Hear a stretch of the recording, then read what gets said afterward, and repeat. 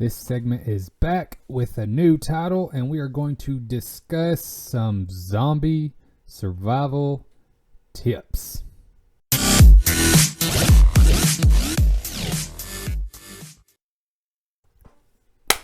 Hello and welcome back to Creators Dementia, Season 2, and this episode is going to be revived because, I should say the segment is going to be revived. I have, since starting Season 2, I have not done zombie talk, and I wanted to do that today. I don't have a guest with me today. Oh, I hate my squeaky chair. I gotta sit still. But Zombie Talk is getting a new name, and we will get to my list and the new name of Zombie Talk after I give you a quick update of what is going on in my world. So, some of you know, some of you don't. I posted it on Facebook. I am attending the local watermelon fest. Watermelon? Bad grammar. Bad. I am attending the Watermelon Festival here in my hometown, and I'm going to set up a table to sell books. And I just got me a poster for all those who are watching the video. This is my thing. Ha! My poster. Maybe I should back up a little bit. But my chair squeaks so much, I don't want to do that. So yes, if you got to see a little bit of that, that is the poster that I will be hanging up at my booth during the Watermelon Festival.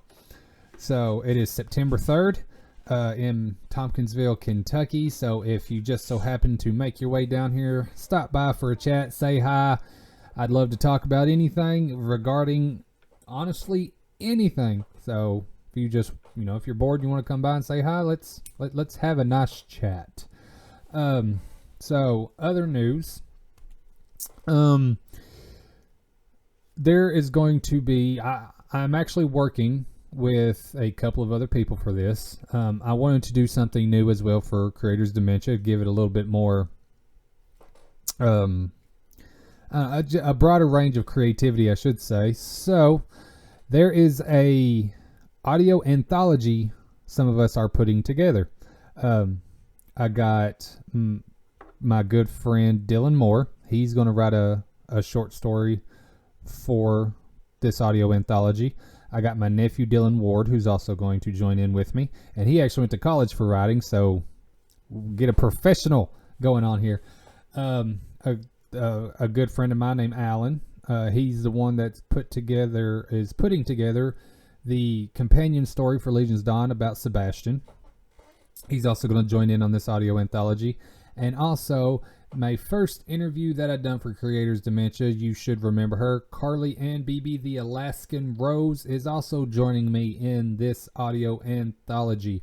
And once I get their characters and all this fun stuff set up, I will give you more details about what's going on, but for now, I think I will say it is about, it's not zombies, so, haha, even though this segment is about zombies regardless, but this anthology is going to be called The Flare. Thank you, Dylan Ward, for the title, and it's going to be set in the not-so-distant future where a huge EMP knocks out every electronic device around the world.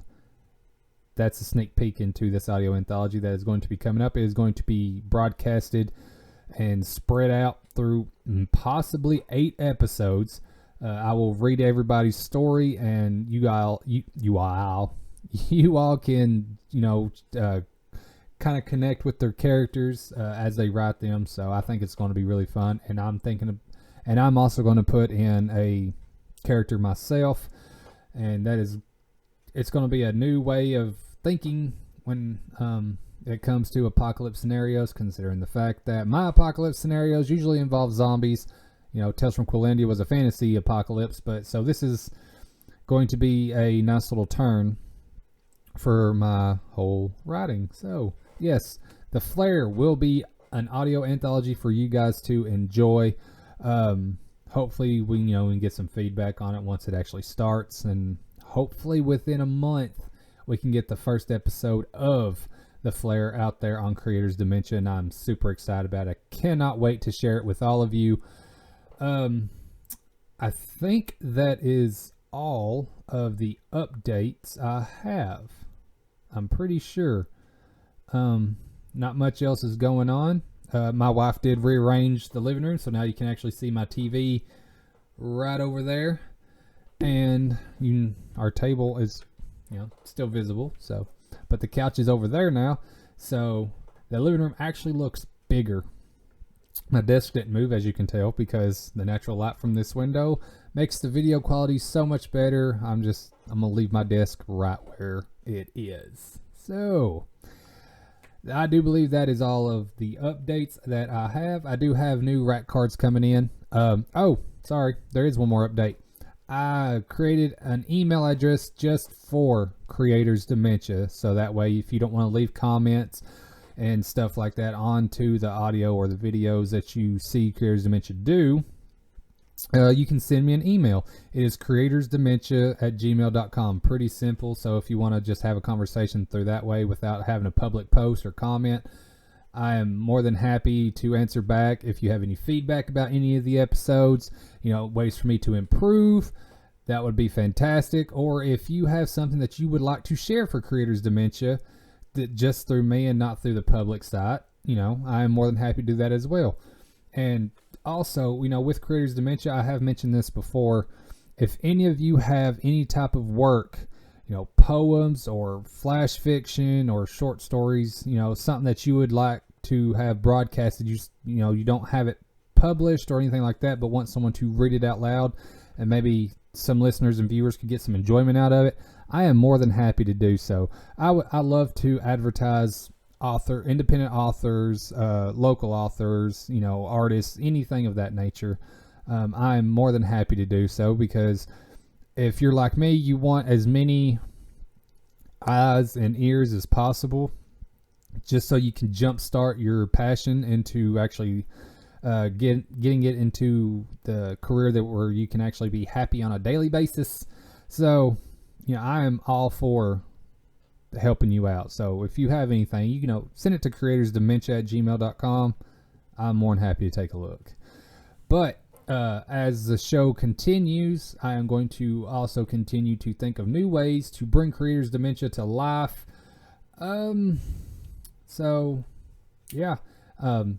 Also, if you want to contribute to keeping Creators Dementia alive, sponsorship, stuff like that, I'm more than happy to discuss it. I'm not hurting for it, because this is just something I like to do. It's fun and it's a great escape. So, but yeah, if you want to, just help out a little bit, I am right here and I'm ready to accept it. Anyways, so let's get started on today's episode of Creators Dementia.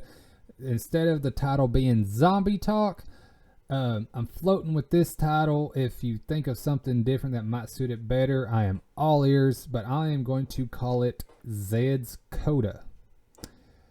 My ZEDS stories is all about the zombie apocalypse, and to admit that I do use thesaurus, I try to find a different word besides talk. So, ZEDS is related to zombies, so I was like, why don't I just say ZEDS, because that's my thing anyway. So it's now ZEDS, and Coda actually means talk, and to an extent. So ZEDS Coda kind of reminds me of like ZEDS Code, and this is a survival segment. So I kind of enjoy the word Coda, if I'm even pronouncing it right.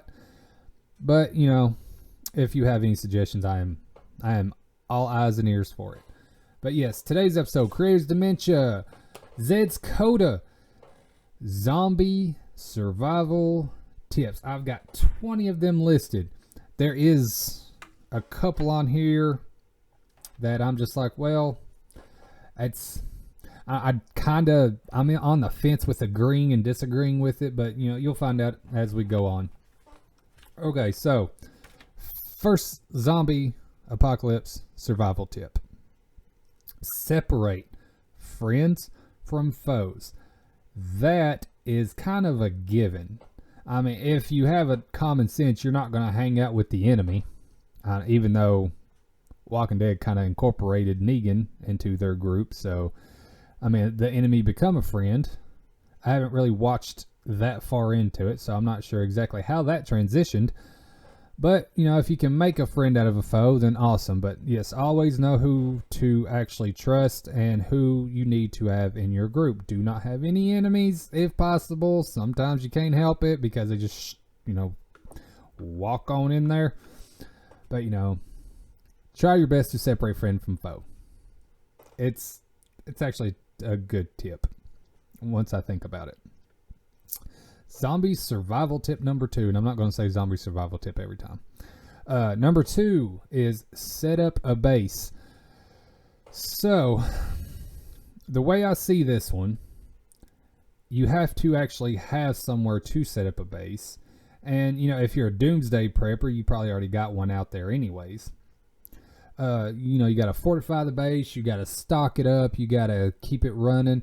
So make sure your base can actually live off the essentials of nature more than the luxuries of life, or otherwise your base is just going to fail. You know, me, if I had my own base, I would have some fortified steel walls, I'd have a watchtower, I'd have all kinds of things if I had the money to actually build a zombie survival base right now. Of course, if the zombie survival, I apologize in advance if I start saying words that should not go together. It's been a long morning. I am recording this on Saturday and releasing this on Saturday because it's been a hectic week and I did not want to skip a Saturday. So yes, this episode is late, but I do still have it out there. So forgive me. Okay. See, and now I done lost my train of thought. Okay. During a zombie apocalypse, most people are going to be looting, stealing, and all that fun criminal stuff anyways. So maybe it'll actually be cheaper when the actual apocalypse starts. So maybe I could actually build my base when it starts, even though it'd be a little bit difficult considering the fact that everybody's going to be looking for supplies anyways. But, you know, it'd still be cheap. Though maybe at some point, you know, I can build a base. But the tip is set up a base. Make sure you fortify that base. Make sure it's good to go. Keep a plan of evacuation, of course, if needed. But yes, set up a base to keep a community. You know, keep yourself safe. Keep your family safe. All that fun stuff. You know, that's kind of a given as well. Number 3, make hunting for supplies a priority. Now, in the beginning of a zombie apocalypse, it is going to be extremely hard. Yes, resources will be everywhere until someone steals them, of course, but it will be extremely hard to have your necessary supplies as soon as it begins because the whole world would probably go in frantic. Even though a lot of people have seen zombie movies, apocalypse movies, you know, there are still some people out there that would take the chaos to a whole new level. So I recommend gathering supplies, you know, prepping basically before anything should happen. It's kind of like the 72-hour natural disaster supply kit. Have enough resources in your home to help you last at least 72 hours without leaving, just in case of a natural disaster, even a weaponized disaster. You know, just have a good stockpile of resources and things like that, so you know you can survive for a certain amount of days, just in case you cannot get outside the door, because if there's a horde of zombies outside your door, it is highly unlikely that you're going to get out of there. Or, you know, people running frantic trying to steal your crap. If you got your own supplies and you are well protecting of those supplies, then you should be fine. So I recommend having your supplies before something should happen. Now, regardless, you still should have have number 3 as a priority for, make hunting for supplies a priority. Because no matter what, throughout your days, you are going to need survival supplies. That's kind of a given too. Now, all these tips, it's pulled from the internet, because I wanted to make sure that my survival tips are at least what's the word I'm looking for?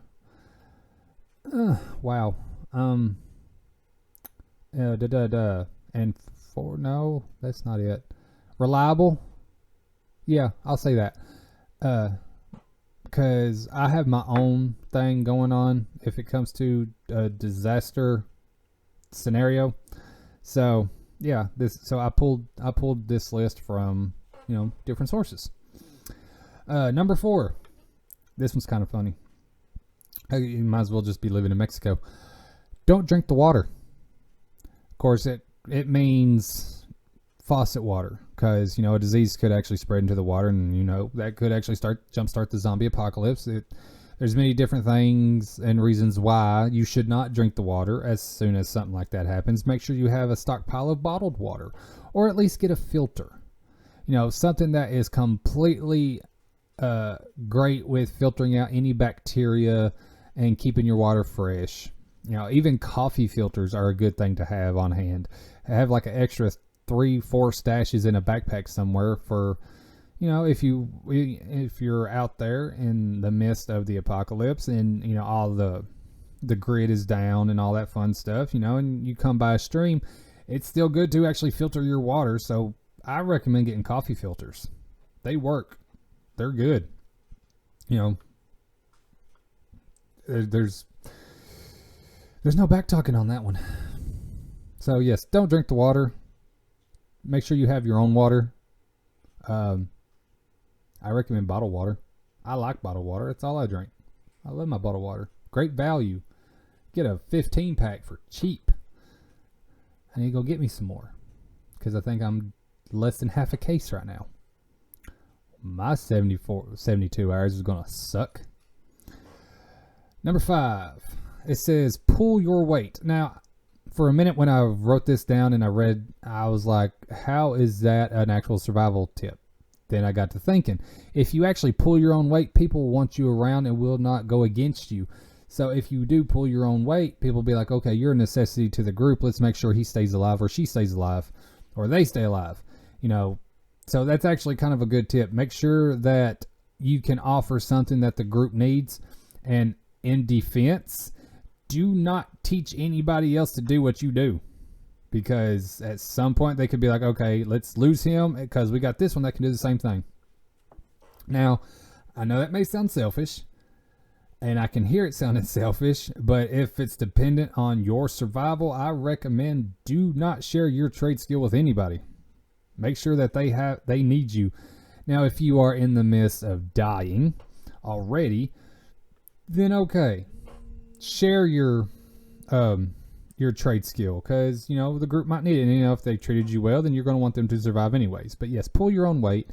Make yourself a necessity for the group to survive, so that way you can in turn survive yourself.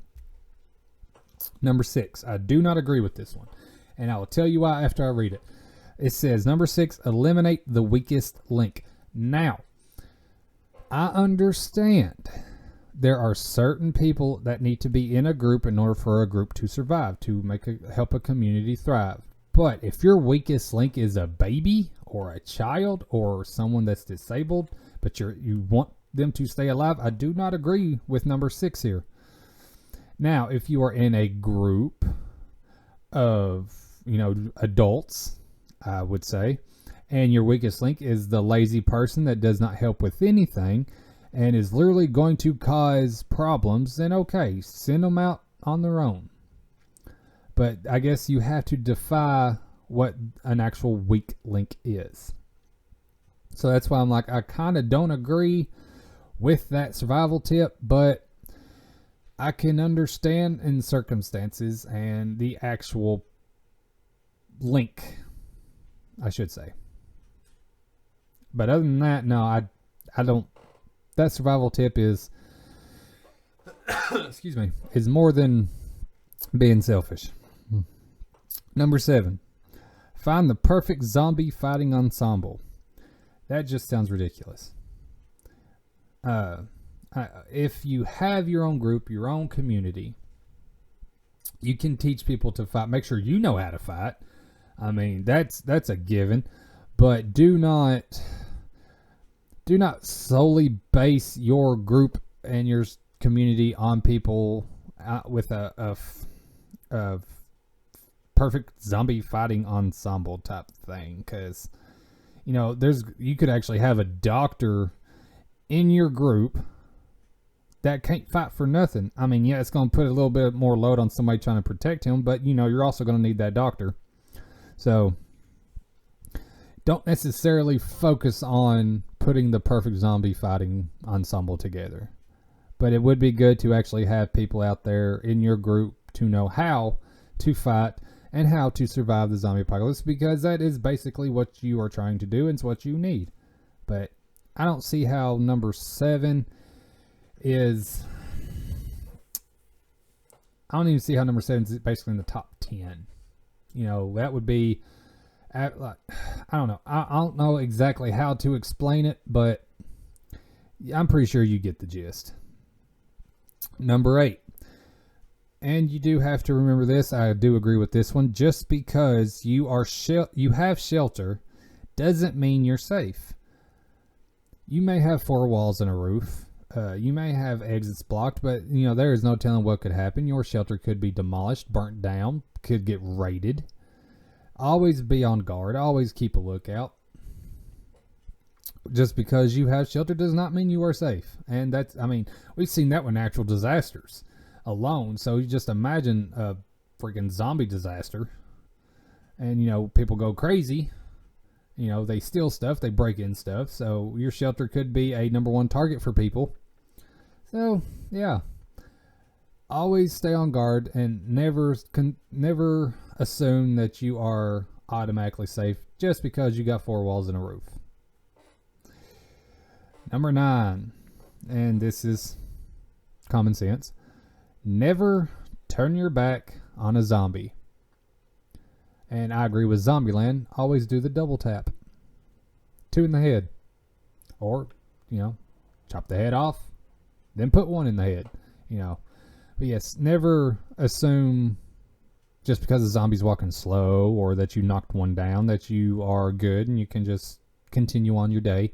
Just never turn your back on one, because it is surprisingly the surprise part of any type of zombie is strength, and they have no moral compass, so they don't care. They just want to eat.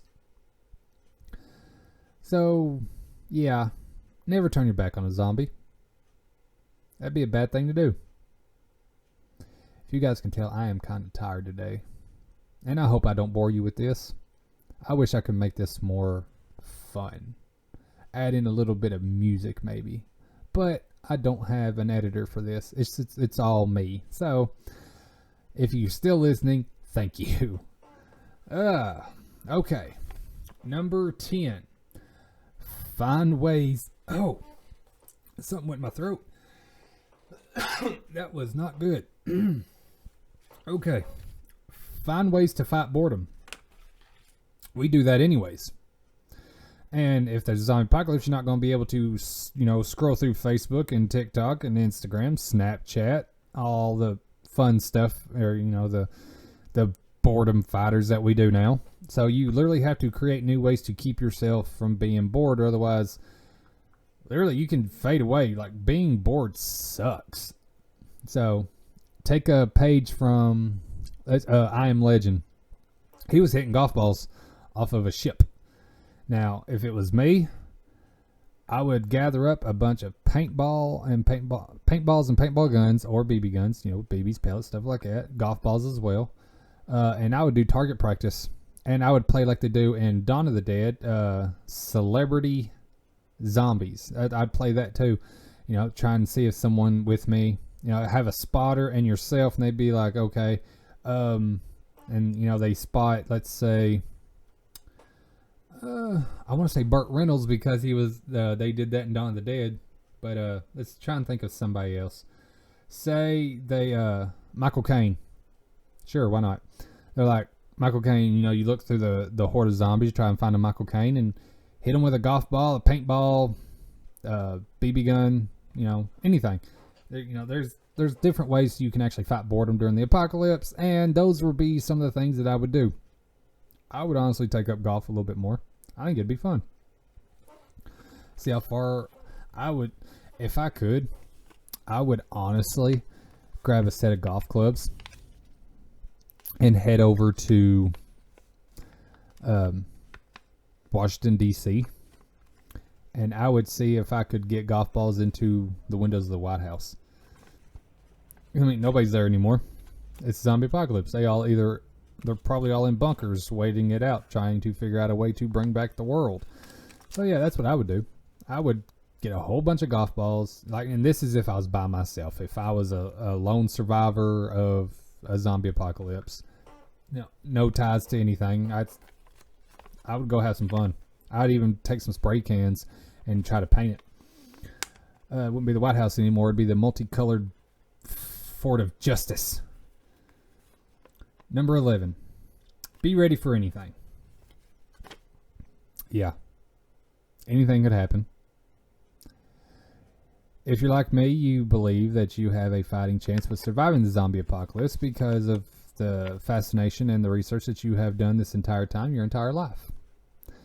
But it is highly possible that during the zombie apocalypse, even though I have took many of the quizzes saying that I would outlast the entire thing,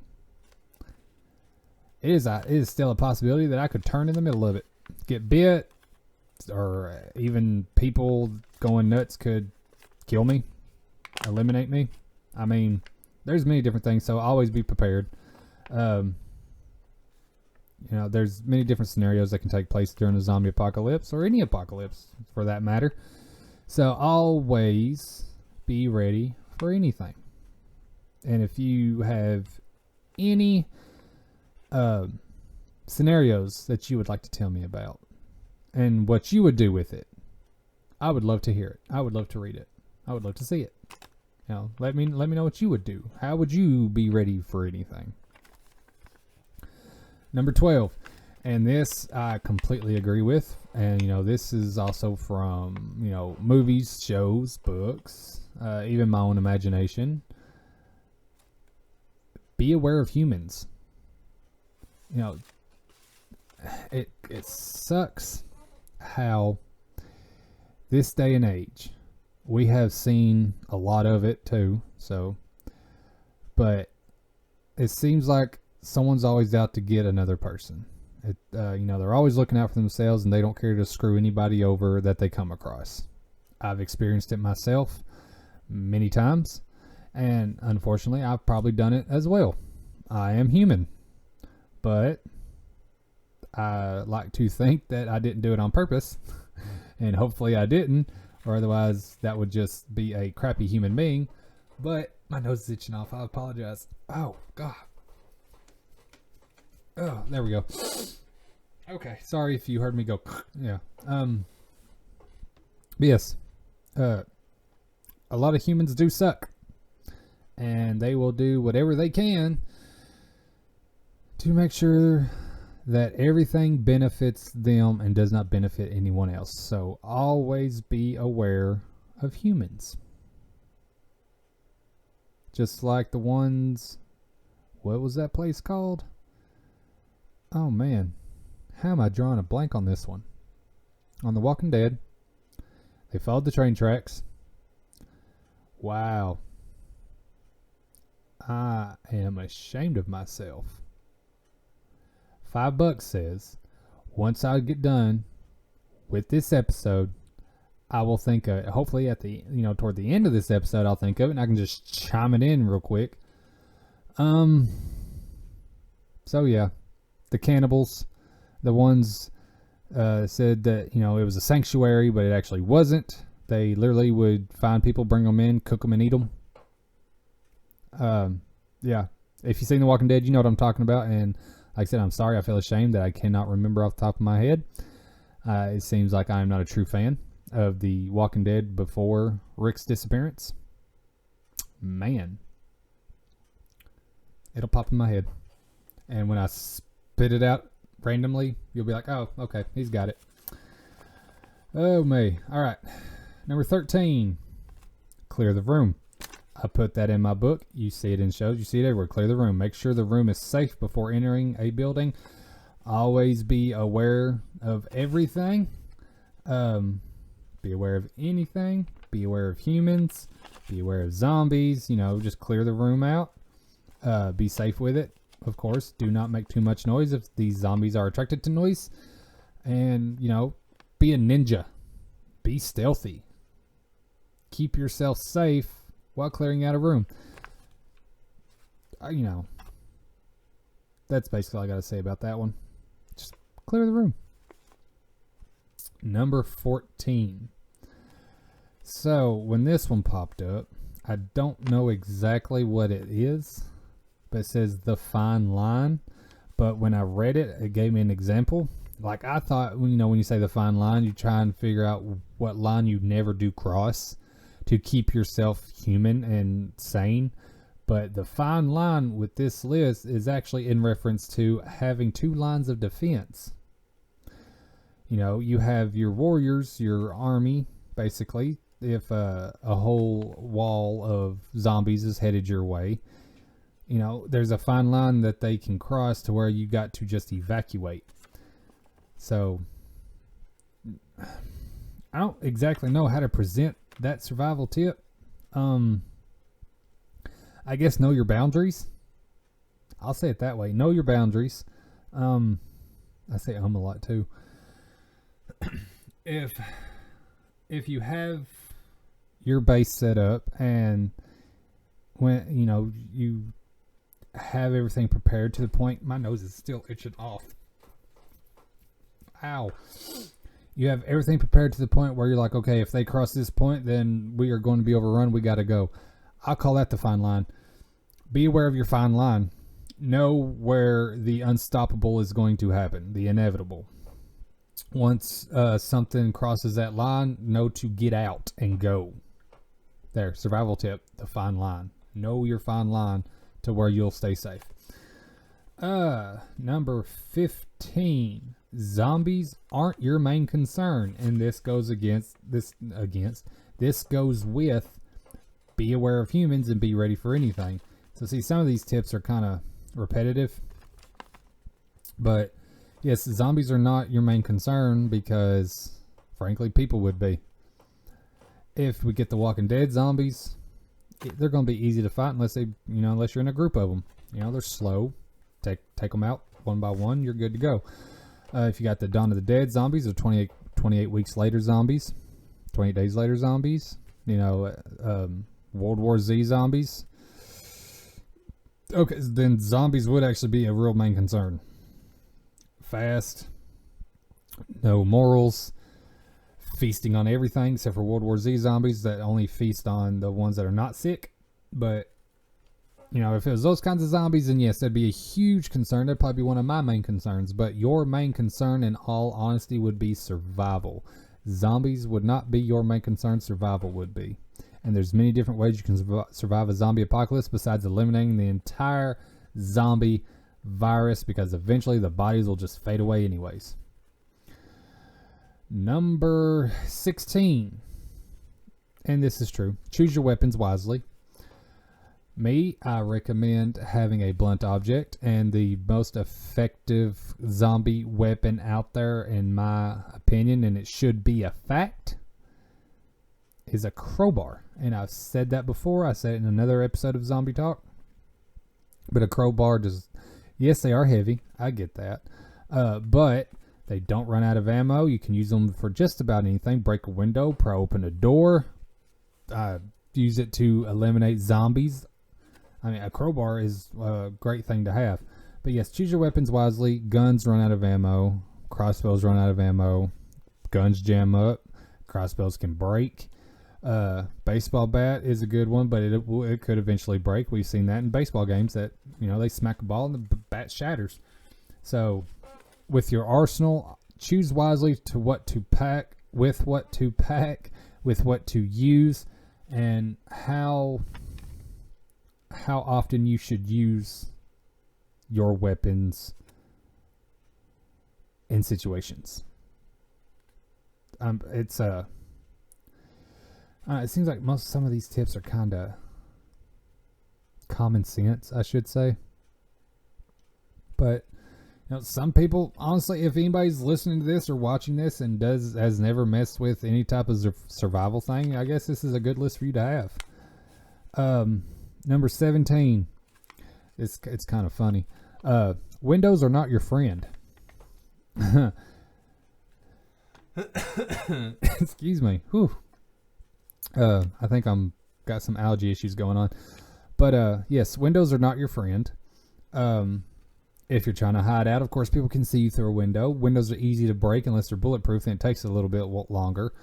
But, you are exposed with windows, so I recommend boarding up windows. Of course, you can leave a little peephole. That way you can actually see the outside world through the wood or whatever you got going on with it. But, yes, avoid windows as much as possible. They are not your friend.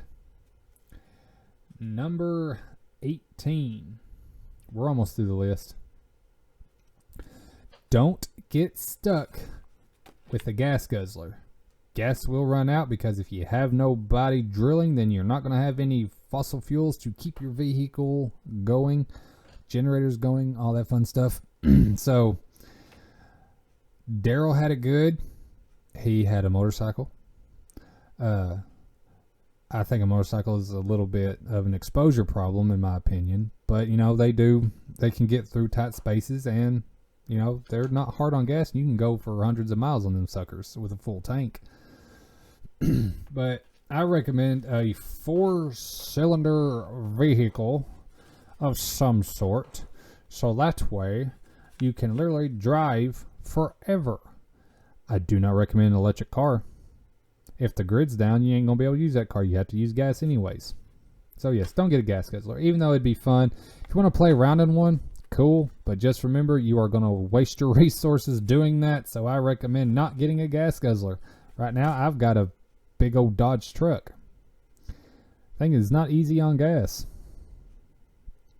So, and in my ZEDS books, they all actually drove Dodge trucks, which is kind of funny. But if it were me in the real world when it came to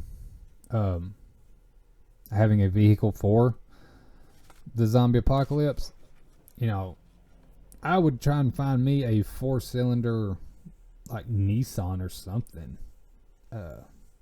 Something that's easy. Something that won't drink the gas. Number 19. Okay. There's been speculations about this one. I've seen it in Resident Evil. I know it's happened there. Animals. Now, with animals, it's a 50-50 toss-up. Because one, if a virus is as contagious, if this virus is as contagious as the worst ones, animals can probably contract them. Now, it's good to have a guard dog with you, anything of that nature, but animals are sneaky. Some of us have seen National Geographic. We have seen animal shows. Tigers, lions, panthers, even hyenas, and when they're not laughing, they are sneaky up on their prey. So, if possible, I would avoid animals. It'd be good bait. It'd be a nice distraction, but you're not going to be able to actually feed the animals forever. If you got a cow, they could eat the grass around them, okay. But, if you have a dog or a cat, they take dog food and cat food. That stuff might be hard to come by when the apocalypse starts. And I know you can feed a dog table scraps or whatever, but what's that going to leave you? You're going to have to waste some of your food on that animal. Now, animals would be good to have around for emergency food situations, if you know what I mean. It'd take me a long time to get to that point. But be wary of animals. If you have to have an animal, or if you do have an animal, keep them safe as much as possible. But in all honesty, it is probably not a wise idea to have one. In my opinion, anyways. Number 20. We are at the end of the list. Suit up. Okay. Suit up. And that means protect yourself at all costs with anything you can wear. I have seen movies use phone books, to keep their skin covered, and teeth cannot bite through, magazines, books, stuff like that. So suit up for the apocalypse any way you can to where you are not exposed. Have the ability to have different pockets, compartments to store stuff. Me personally, I enjoy a good pair of cargo pants and cargo shorts. Now, I would not be wearing shorts during the zombie apocalypse, of course, but I would literally duct tape any type of opening that I had with my clothes. I would duct tape the bottom of my pant legs to my boots. I would duct tape my sleeves, the wrists of my sleeves together against my skin so it would not be exposed, and I would also duct tape the gloves to my hands so that way nothing of that is exposed. I would have a helmet. A good paintball mask would actually be nice. A riot mask would be great. And I would always keep something covering the top of my head. Like right now I have a hat on, but I would possibly, if I had one, I would have a helmet. And I would keep all this covered. So, and I would be wearing steel toe boots more than anything. Yes, they are heavy, difficult to run in, so that's a problem. But a zombie ain't gonna bite through steel. So if they got a hold of the toe part of your boot, it's gonna be very hard for them to actually sink their teeth into the skin on your toes. So yes, suit up the best way that you can. Now, that is it. May have felt like a classroom session, and I apologize if it did, but these are zombie survival tips. You may need them one day. Who knows? These survival tips are actually good for any type of disaster.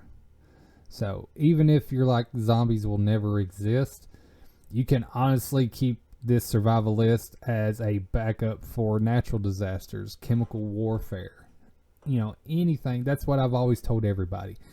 When it comes to surviving a zombie apocalypse, you can incorporate all your stuff into any type of doomsday scenario, except the world exploding. We ain't gonna help that one, or the sun exploding and killing us all with a fiery blast. None of that's gonna help you. But with all the other apocalyptic scenarios, these survival tips are actually good. Incorporate with all of it. So yes, that is it for this episode of Creators Dementia ZEDS Coda Zombie Survival Tips. I am starting to get a headache, so that's educational. But if you have made it this far, I really appreciate it. Thank you so much for listening. Thank you so much for watching. Like I said, I think it is a lot more fun when I have somebody else to talk to. It's not just me. So I'm hopefully going to be able to do that a lot more often. I'm trying to set up interviews because if you're like me, sometimes you just get tired of hearing the sound of your own voice and only your voice. So, and if I have somebody to debate this kind of stuff with, it makes it so much more entertaining. So yes, maybe on my next zombie episode, ZEDS Coda, I can have someone in here chiming in with me and telling me their views on all the stuff that I've been talking about. That would be fantastic. So if you actually want to join me on an episode of talking about zombies and zombie related things, I am here to say yes. We will video each other. I will video us in Discord, record and edit and do all that fun stuff, and we will just have a grand old time. But thank you very much for listening. I really appreciate it. Creators Dementia is a passion, and it is going to continue. And I hope I can make it a lot more fun. And hopefully one day I can get a co-host. That would be fantastic. You know, if at some point maybe I just don't feel like doing an episode, I can have my co-host do one and you all can listen to them. That would be great. But odds are I'm going to be here for every episode.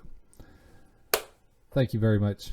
I really appreciate the support and all the views and all the listens.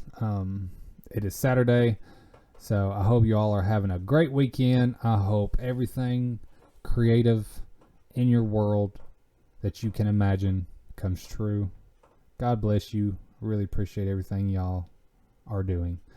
And said if you want to get into contact with me over anything regarding anything, creatorsdementia@gmail.com. Email me. I'd be more than happy to tune in. Thank you guys very much. I'm probably going to go drink a Red Bull to energize myself up. Probably have a little bit of caffeine so that way I can get rid of this headache. See y'all next week. Look, I'm a zombie.